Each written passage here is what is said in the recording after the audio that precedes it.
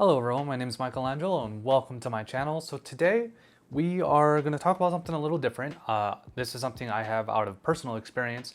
I'm not really going to be super scientific with it or anything like that, but I'm just going to go over a few things on video game addiction. So back when in my teenage years, probably from the age of 14 to the age of 21, almost 22, exactly 22, I had a very serious problem with video game addiction. And before we kind of go off the rails, there's a very fine line between having video games as a hobby and your primary hobby and actually having video game addiction, right? And the real way that I define an addiction is when you are being negatively impacted in your life because of the habit that you have. So for an example, even though the CDC says that more than one drink a day of alcohol is considered alcohol addiction or being an alcoholic, in my eyes, depending on the amount of alcohol consumed, if you are still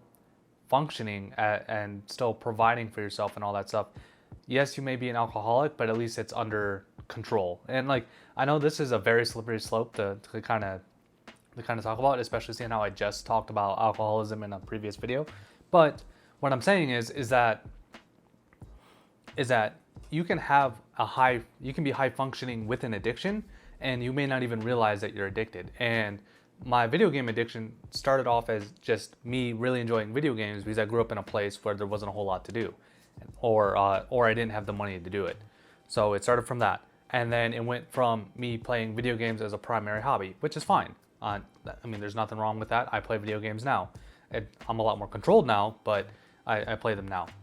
And then it went from me I stopped going to school like at least 1 or 2 days a week. I stopped doing homework.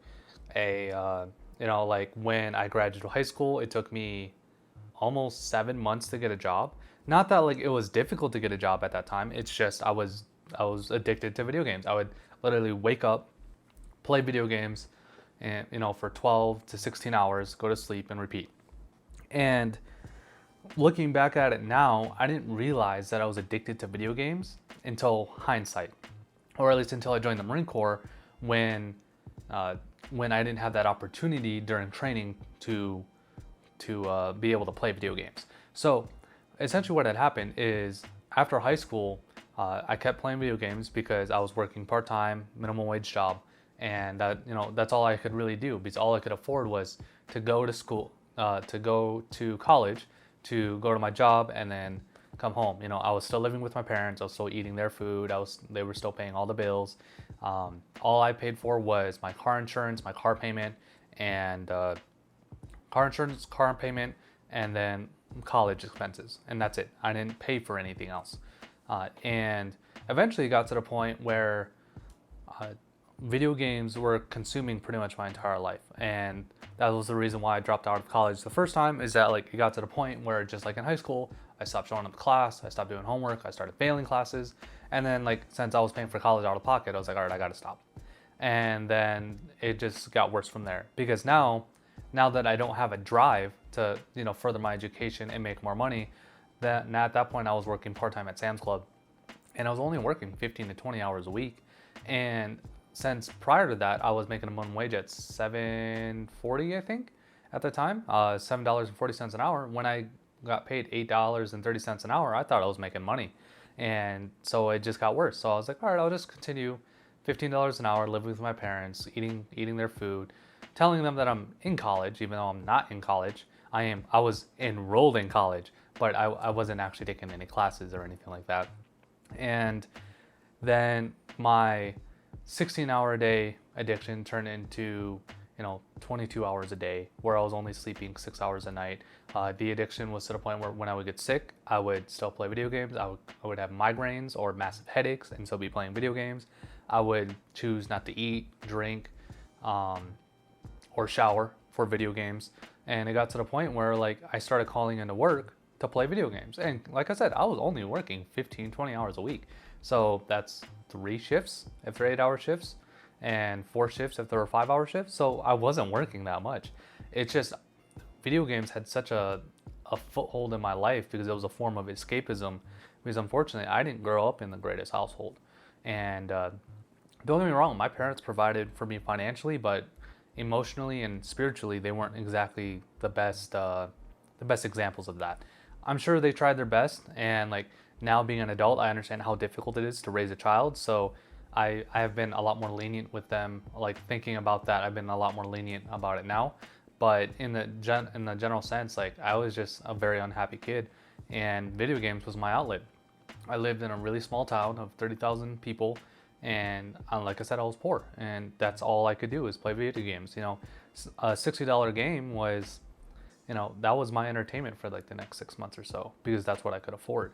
And it wasn't until I joined the Marine Corps when I realized how bad I was, when I was going through video game withdrawal in boot camp. You know, like luckily for like the first week or two of boot camp, I was just scared, like terrified. So I didn't even think. All I cared about was eat, sleep, and survive the day. And then after that, once I got comfortable in boot camp and once I started understanding things and like all that fear started going away, that's when the video game kind of like withdrawal symptoms started to happen, where like I noticed that I started dreaming about video games, that I had this itch for video games. I just had an itch for technology to like, you know, to be visually stimulated. I noticed that, you know, when I was in class in boot camp or when we were like not doing anything, I was just bored because of lack of stimulation. And overall, it was a really eye-opening experience because I didn't realize how addicted to video games I was. And then when I got out of boot camp and I got all the way to my first unit, like I didn't play video games at all. At that point, like I was cured and I didn't play video games. But I noticed that when things started going downhill in the military, for me anyway, and I turned to video games again, the same thing started to happen where I would get off work, play video games, you know, get 6 hours of sleep, go to work, and then repeat over and over and over again. And then eventually I got a hold of it because again, I wasn't being productive, you know, and granted, like, yeah, I was still working my 40 to 50 hours a week, and sometimes 60 hours a week. So like I was still working and I was still getting paid and like, but my work performance was deteriorating because I wasn't sleeping, I wasn't eating, I wasn't working out anymore, I wasn't doing a bunch of things. So I got rid of, I stopped playing video games again. And then I got out of the Marine Corps and then the same thing happened where like I just got out of the Marine Corps, I didn't make the best financial decisions, so I didn't have a lot of money and I started working 40 hours a week and the only thing I could afford was video games. But this time I understood. Like I understood that I cannot let this get out of hand. You know, I set very hard rules for myself. At this point in my life, I was very heavily disciplined. So the idea of, you know, me calling into work and all that stuff, I didn't do that. I haven't done that for video games in years. So I'm not saying that I am cured because I still definitely have a form of addiction because I do play video games quite a lot, but not to the extent where it was when I was a teenager, where again, I was calling in to work or just not showing up to work, where I would spend my entire paychecks on, you know, video games or on PC parts so that way I could play video games at a higher fidelity. You know, not trying to build a good foundation for myself to actually live, and that the only thing that consumed me was video games and the video game industry and all that stuff. And for a while, that's what I thought I wanted to do, was like be in the video game industry, but really realistically, it was just an addiction. So if you are if that's what's happening to you, or if you know someone that's like that, where like they call into work because of a video game launch and they forgot to schedule the day off, or if they call into work not because they're sick or anything, it's just because they don't feel like working because they stayed up all night playing a video game and they only slept for 4 hours, but they still want to keep playing the video game, so they just called in, you know, and then instead of sleeping in and like recovering and actually doing the right thing, they just continue playing the video game. And just things like that, like warning signs. If you notice that they're losing weight because they're not eating, if they're always dehydrated because they're not drinking, or you notice that they stop hanging out with their real life friends to hang out with online friends to play the video game, those are some warning signs that you should probably be looking out for, so that way you can, I guess, treat them appropriately. I know Healthy Gamer goes into a lot more scientific data about it since he is actually I want to say psychologist or psychiatrist. He's one too. He's an actual doctor. So if you want to go check out him out, he can definitely explain that better. But that's just my personal experience on video game addiction.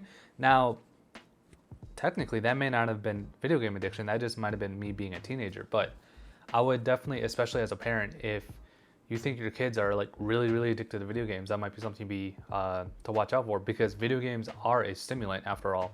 And video games, in my opinion, are very much like caffeine. Caffeine is a socially acceptable thing that we have, but caffeine addiction is a very real thing. And I'm going through that myself right now, where since now that because of medical reasons, I can't drink as much caffeine anymore, and my body craves it. And I try to fulfill it, but just with less caffeine. So now instead of drinking a cup of coffee, like I'll do like half decaf, half caffeinated, or like I'll find like just a low caffeine tea or something of the sort to kind of really just center home the reduction in caffeine to kind of get off that caffeine addiction that I have, because I can't drink it anymore. But yeah, that's pretty much all I got to say about video game addiction. If you have any questions, or if you want to say something about it, if you want to tell your story, more than welcome to post that in the comments, and I'll just be happy to read them. But yeah, that's all I got for today, y'all. I'll see y'all in the next one.